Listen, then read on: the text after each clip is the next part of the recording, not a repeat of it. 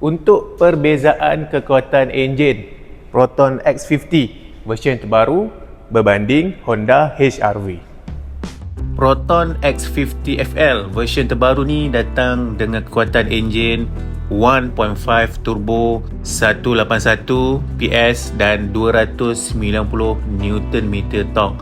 Berbanding version lama, version baru ni lebih power lah. Dan Honda HR-V pun datang dengan kekuatan enjin 1.5 turbo 181 PS dan torque dia 240 Nm of torque. Sisi enjin yang sama kedua-duanya 1.5 turbo, cuma Proton X50 torque dia lebih tinggi sedikit, pickup dia lebih sedikit berbanding Honda HR-V. Dan dari segi perbezaan harga, kita boleh lihat perbezaan harga memang agak ketara. Proton X50 dan Honda HR-V lingkungan 20 ke 30 ribu plus.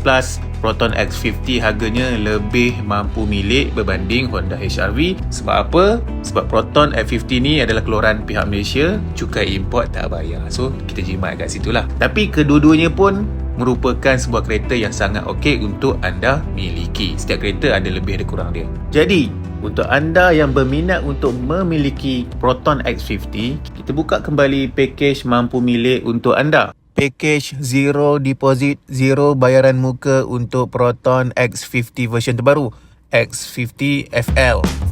Kita faham tak semua rakyat Malaysia mampu untuk bayar 10% down payment, lingkungan 9 ke 10 ribu ringgit. Agak besar tu. Jadi kita buka package ni untuk permudahkan urusan customer bagi proses pembelian Proton X50. Kita akan bagi rebate diskaun yang besar untuk customer, dan rebate diskaun ni dah cover untuk pembayaran deposit, booking fee, road tax tahun pertama, insurans tahun pertama, down payment dan lain-lain. So disebabkan itu, customer tak perlu bayar 1 sen pun untuk bayaran muka, bayaran deposit ataupun down payment. Ambil kereta Proton X50 anda hari ni tanpa mengeluarkan modal 1 sen pun. Bayaran bulanan, bulan-bulan berikutnya baru start bayar. Itu best dia untuk package Proton X50 mampu milik ni.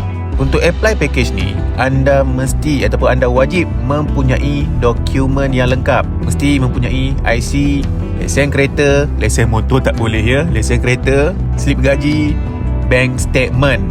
Gaji tak boleh cash, gaji mesti masuk bank. So bank statement diperlukan. Dari segi kelayakan gaji minimum berbeza mengikut 3 pilihan spek Proton X50. Proton X50 version terbaru ni mempunyai 3 pilihan spek: executive, premium dan flagship. Untuk X50 yang flagship full spec ni gaji perlu lebih tinggi lah berbanding executive dan juga premium. So untuk anda yang dah berminat untuk memiliki Proton X50 idaman ni, ini saya attach business card saya. Boleh screenshot, boleh terus WhatsApp saya atau terus call dan hubungi saya segera. Bertindak pantas, Proton X50 bakal menjadi milik anda. InsyaAllah. Jumpa lagi next video. Assalamualaikum.